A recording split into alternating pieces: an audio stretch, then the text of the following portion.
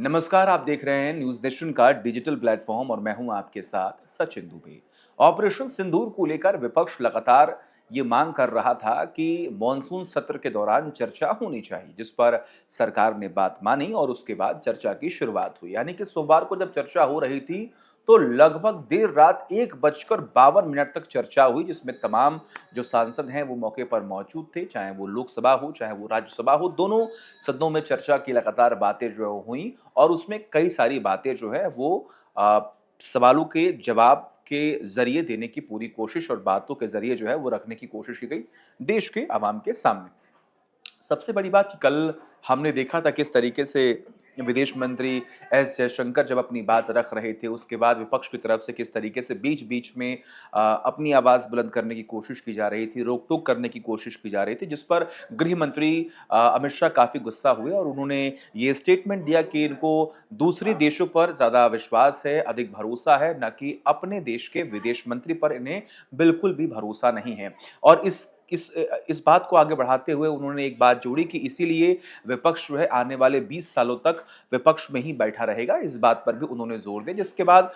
तमाम तल्खियाँ जो हैं वो बढ़ी और टीका-टिप्पणी जो है वो भी लगातार देखने और सुनने को मिली। अब आज की बात करते हैं, आज हमने देखा किस तरीके से तमाम जो सांसद हैं, वो अपनी बात रख रहे थे, विपक्ष के भी तमाम बड़े चेहरे जो हैं उन्हें मौका मिला बोलने का, जिसमें प्रमुख तौर पर अगर हम देखें तो अखिलेश यादव और प्रियंका गांधी वाड्रा। प्रियंका के कई सारे ऐसे बयान हैं, कई सारे ऐसे स्टेटमेंट हैं आज की चर्चा में जो लगातार सोशल मीडिया पर भी काफ़ी वायरल हो रहे हैं। उन्होंने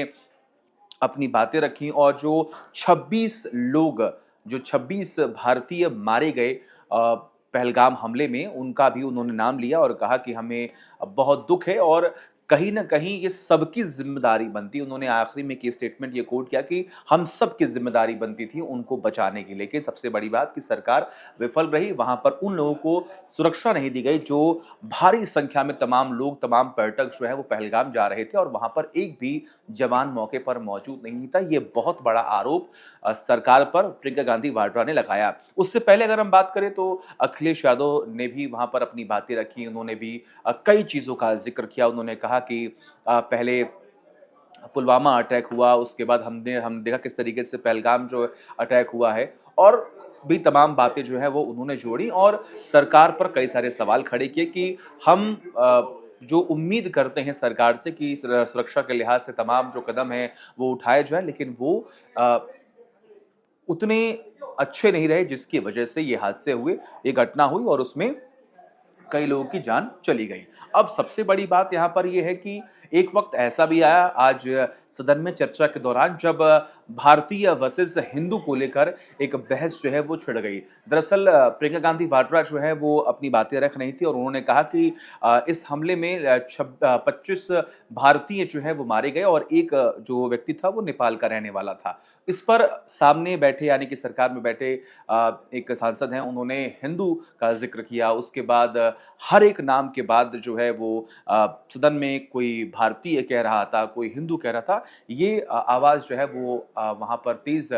होती हुई दिखाई दी, जिसको लेकर भी तमाम चर्चाएँ जो हैं वो हो रही हैं। लेकिन इन सब से इतर अगर हम देखें तो गृह मंत्री अमित शाह ने ये बताने और समझाने की पूरी कोशिश की कि ऑपरेशन महादेव जो हुआ और इससे पहले ऑपरेशन सिंदूर जो हुआ, आखिर उसमें कब-कब, कौन-कौन से बड़े फैसले लिए गए, किसके साथ मीटिंग हुई, क्या बड़े फैसले लिए गए, कब हमने एक्शन लिया, किस तरीके से उन्होंने सेना के साथ कोऑर्डिनेशन बनाया। रक्षा मंत्री राजनाथ सिंह ने भी ये स्पष्ट किया कि आखिर हमने किस तरीके से अपने जवानों को, बीएसएफ को और भी तमाम जो जवान हैं, उन्हें एक फ्री हैंड दिया कि अगर आपको कोई भी व्यक्ति दिखता है, कोई भी संदिग्ध दिखता है या आपके पास उनके सबूत हैं, तो आप तुरंत एक्शन लीजिए। उन्हें फ्री हैंड जो है वो कर दिया गया था। इस बात पर भी उन्होंने ज़ोर दिया। वहीं दूसरी तरफ गृह मंत्री अमित शाह ने भी इस बात पर ज़ोर दिया कि हमने पूरी कोशिश की है और हम इसमें कामयाब भी हुए हैं। उन्होंने इस बात पर भी ज़ोर दिया कि ऑपरेशन सिंदूर स्थगित किया गया है, खत्म नहीं किया गया है। लेकिन विपक्ष जो है वो बार-बार इस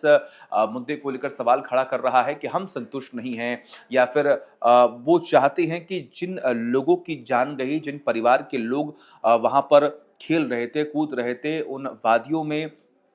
एक अच्छा पल बिताने की पूरी कोशिश कर रहे थे। जब उन पर हमला हुआ तो उनके परिवार वालों को ये जानने का हक है कि आखिर वो आतंकी आखिर पहलगाम तक कैसे पहुँचे? आखिर ये इंटेलिजेंस फेल्योर की वजह से इतना बड़ा एक घटना जो है वो हो चुकी और उसमें कई लोगों की जान चली गई। ये तमाम ऐसे सवाल हैं जो विपक्ष की तरफ से अभी भी लगातार दागे जा रहे हैं, चर्चा अभी भी लगातार जारी है और तमाम ऐसे बड़े चेहरे हैं जो अभी भी लगातार सवाल खड़े कर रहे हैं सरकार की रणनीति को लेकर, सरकार ने जो ऑपरेशन चलाया जिसमें प्रियंका ने भी इस बात का ज़िक्र किया कि आप कितने भी ऑपरेशन कंप्लीट कर लीजिए लेकिन वो असंतुष्टि जो है वो अभी भी लगातार उन परिवारों में बनी रहेगी जिनके लोग वहाँ पर गए थे और उन